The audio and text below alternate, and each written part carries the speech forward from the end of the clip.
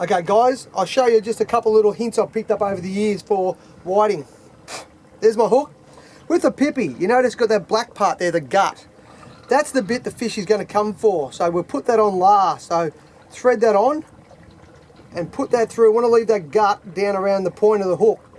And then what I do with a little piece of squid here, just over the top like that, to lock it on. So you see the gut is down low, and then you've got that dangly down there attracting them. So you come up and just slurp that in. Whoops, and there's a bite on this rod.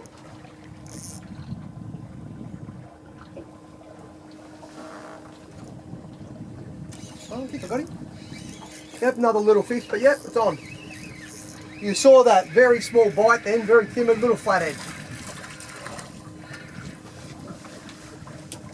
There you go. Burley starting to work, bringing in the flathead, etc.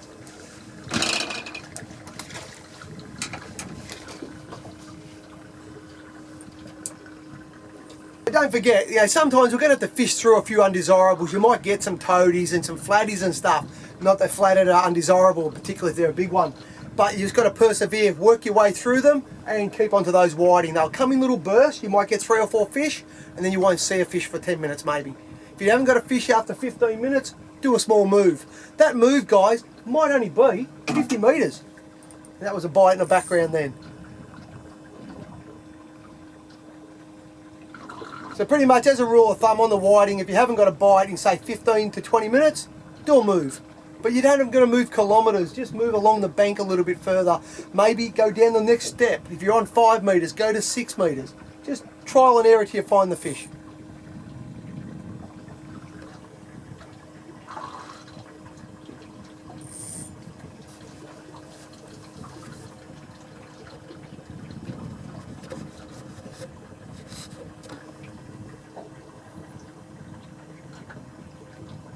Oh, whoa, that's about a fish. Very, very, very finicky bite that was. Tiny little bite. Sorry, I got my back to you. There's not much I can do about that. My good mate Kamal was up here a couple of days ago and told me he found a big school of whiting and some cracking trevally. And he was kind enough to tell me where he was, so that's where we come for a look. Yeah, it's a, oh no, it's a salmon. There you go, another bycatch. Nice little salmon.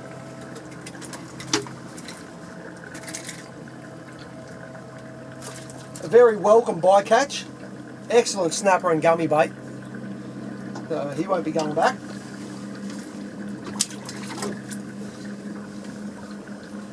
That was just, there's the bait as you'll see there. Just a tiny piece of squid. That's all it was, a piece of squid on its own, sitting at the back for the whiting that may be sitting at the back of the school. So what that shows is that burley pot is working, it's bringing in everything now. We've got whiting, we've got salmon, we've got flathead, all sitting in that burley trail now. So this is good, it's what we want. And this rod's been out a little while, hasn't got a touch that I've seen, so I presume I've got no bait left. And there you go. No bait. They say, man, no bait, catch no fish. This one I'm going to do something a little bit different. Put a piece of pilchard on it. A lot of people don't use pilchard for whiting, but it can be a very good bait. And also, if there is some trevally around that have been here, it could be very good for that as well. So let's see, we'll put this in the burley trail. Also too, any pinky snapper will pretty much devour that piece of pilchard. I got a couple of touches and I didn't give up. I knew I had a nice little piece of squid on there, so I gave it a little bit longer and just let it work that bait, and bang, on it's come. This one here feels like a good fish. Oh, that's got some, yeah. I don't know if this isn't whiting yet. If it's not a whiting, it could be another salmon. Biting a bit different to a whiting. It's got a lot of weight in it though. Oh, it's a whiting, all right. That's a better whiting. A little bit more size in that. A good whiting. Now something you may notice too, guys. I've got plenty of rags here. When you're whiting fishing, I don't believe you can ever have enough rags. They are quite a slimy fish. So I've got a wet rag for grabbing, a white, dry rag there for my hands. But it's another one in the tank. Beautiful feeder whiting.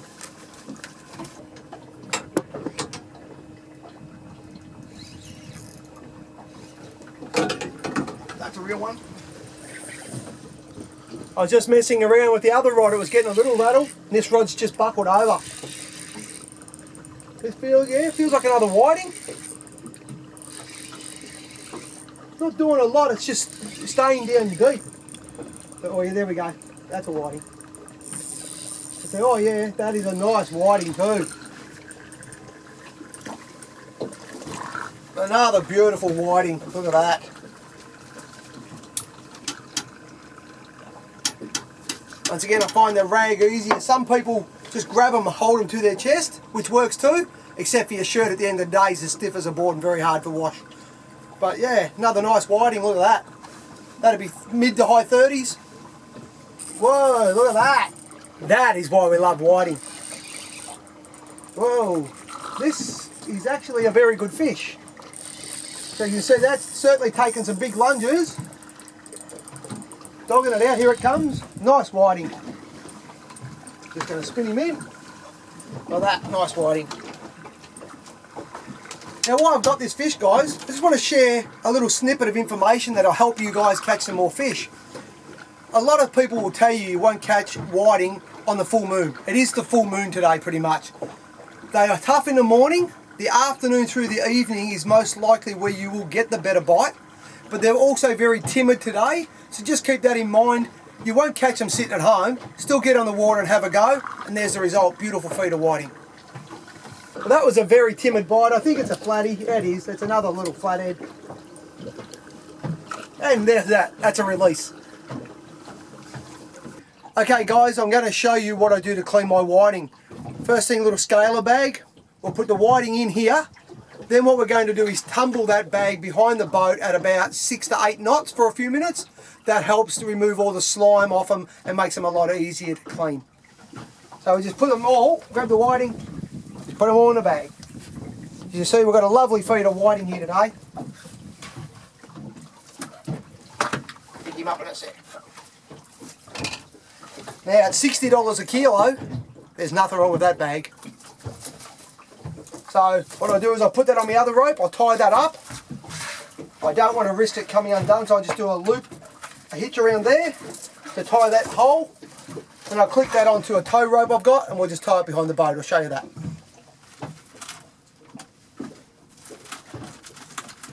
Alright, so bag of whiting is all secure, tied to another rope, which will be tied off to the rear cleat, and as we drive off, we'll throw it overboard and let it tumble.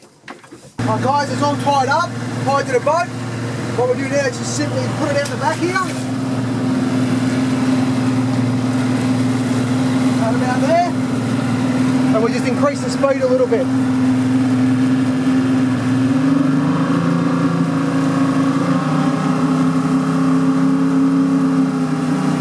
So now what we do is just pull them back in, and what we should have here is a bag of whiting that aren't slimy, pretty much scaled.